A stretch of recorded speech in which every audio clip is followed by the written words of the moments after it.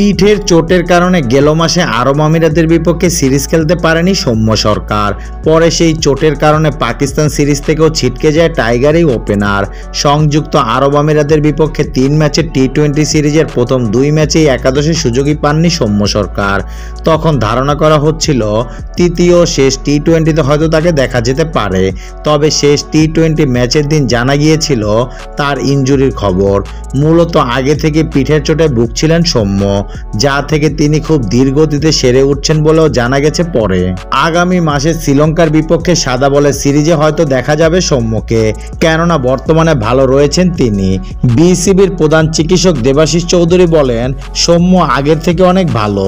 আশা করছি সৌম্যর কোনো সমস্যা হবে না। আশা করছি শ্রীলঙ্কার বিপক্ষে সাদা বলে খেলতে পারবে। যদিও দল ঘোষণা করা হয়নি। যখন আমাদের কাছে জানতে চাইবে তখন আমরা নির্বাচকদের জানাবো। এমনি সবকিছু ভালো আছে, ভালোই চলছে। আশা করছি সব ঠিকঠাক হবে।